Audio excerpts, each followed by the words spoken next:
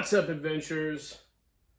Today we got a really cool review. We're going to be reviewing the second G.I. Joe Collector Club convention set with 2011's Terror on the Seafloor. This is an awesome set.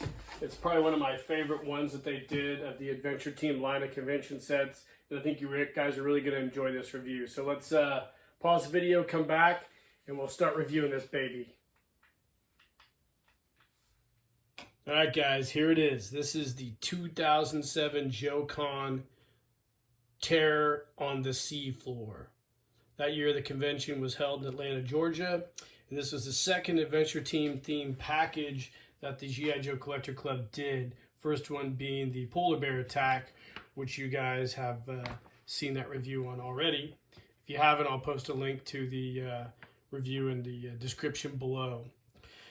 But this came with a backstory, like with the previous one. It says the Adventure Team was called to investigate recently uncovered military records dating from 1944.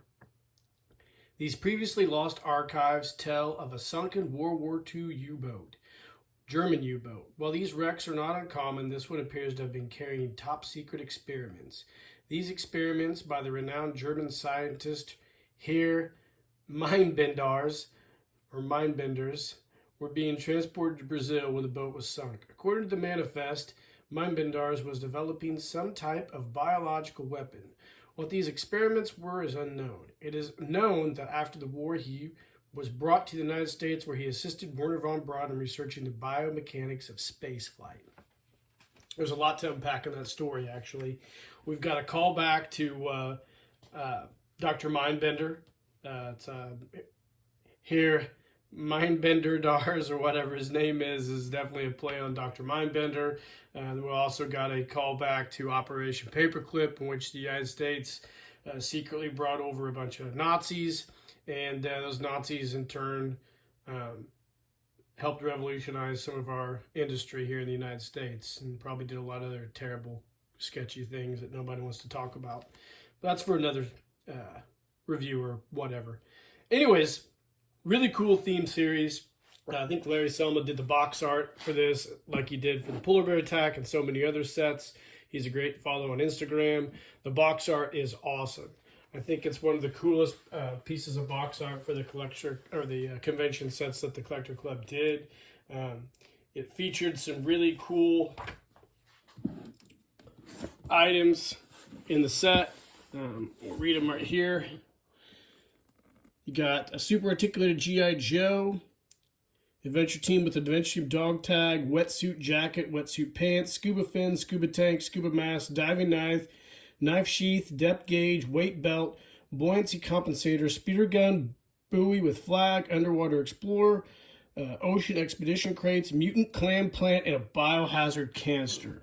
So you got a ton of stuff with this set. It actually came with more items, I believe, than the Polar Bear Attack. And this is really, really cool. Of course, the box art, it's a giant coffin box. And the box art, like I said, by Larry Selma, featuring the iconic Sea Adventurer logo. So really, really cool set. So let's pop this thing out, take the box off, and let's take a closer look at what's inside of this. Set the box over here.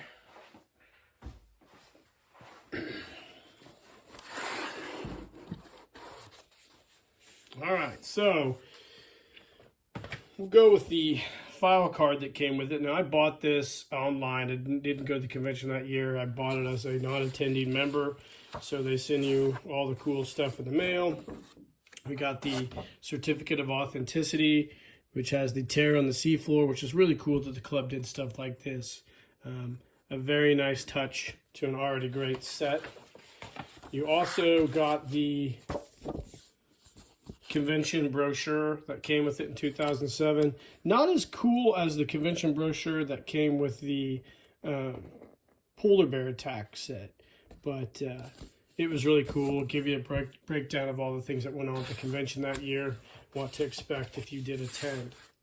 Now, another cool thing about this set, like with the Polar Bear Attack set, it featured an item that was never produced but was developed by Hasbro for another set. So this mutant clam, as they called it, was actually part of the Jungle Contamination Adventure Team set that was never produced. So there's the clam, and that's the Jungle Contamination Adventure set. I've covered that in an episode on my channel, and you can go back and find that. And it's pretty cool.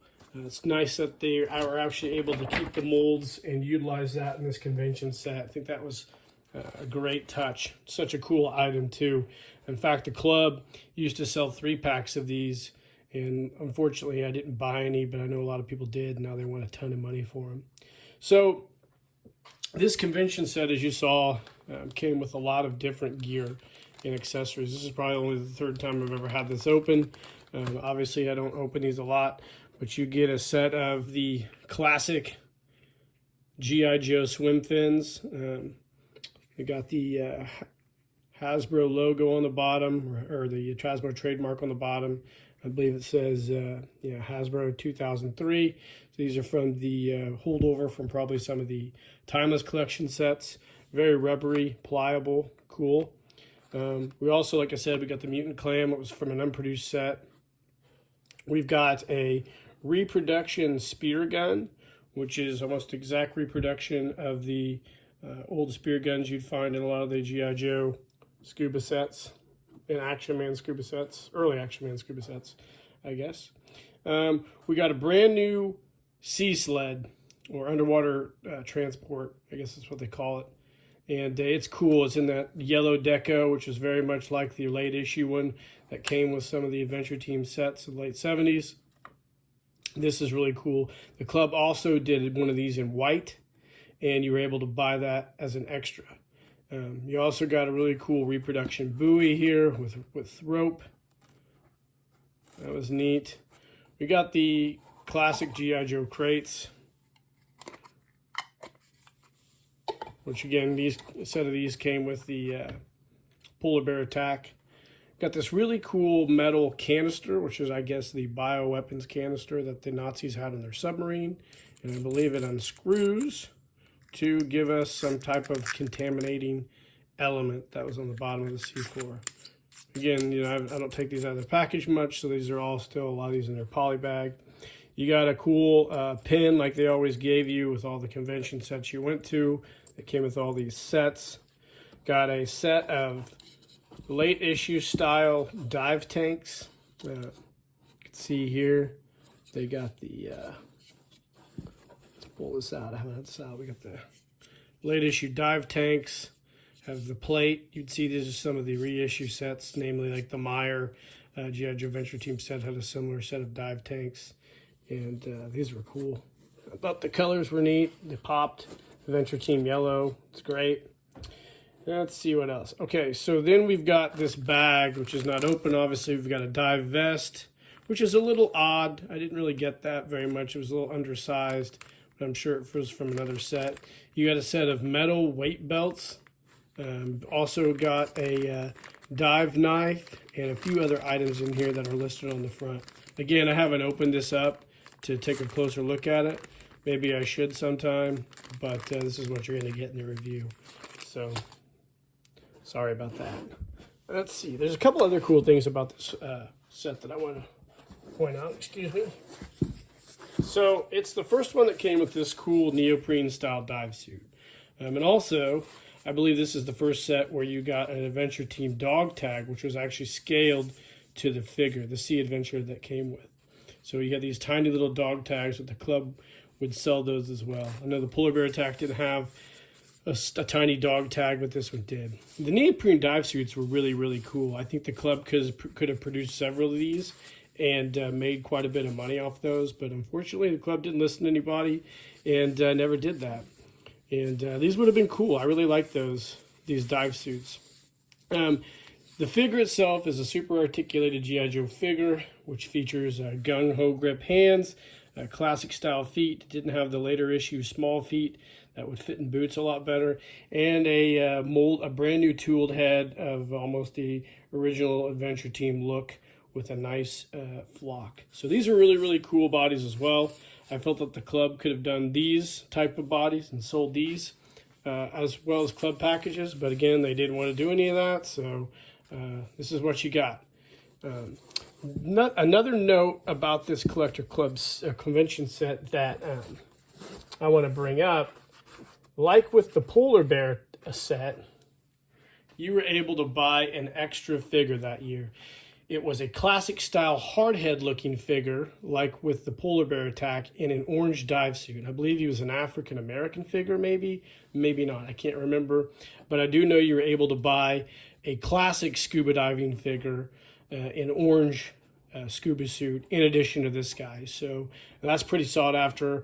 I don't have that figure like with the Polar Bear attack. I don't have the extra old style GI Joes that go with that. But maybe someday I'll find them. But, you know, the thing about these Collector Club sets is these things just keep going up in price.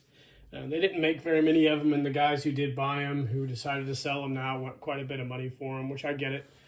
If you're on the free market, you get whatever you can get for it. But this is a fantastic set. And like I mentioned early on in the video, it's probably one of my favorite sets that the Collector Club did of the Adventure Team themed convention sets. This was a great follow-up to the Polar Bear attack, and you know, very iconic and a very cool set. This could have been something Hasbro could have produced and sold probably on the open market, and a lot of people would have bought it. And you know, not to go off on tangent, but Hasbro, I think, is missing out on the adventure aspect of the GI Joe line, and they could probably still produce sets like this, even if for like exclusives for places. And I hate exclusives, but they could probably make sets like this and still sell them relatively easily, or even do like a HasLab project. But you know, those days are probably long gone, and I've accepted it. So, anyways, guys, I hope you enjoyed this review of the 2007 G.I. JOECON Terror on the Seafloor figure. This is an awesome figure. Let me know in the comments if you have this figure. I know several people do.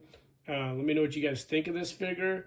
And like and subscribe to the page for sure. It helps my channel out quite a bit. And in the meantime, guys, keep living the adventure, and cheers.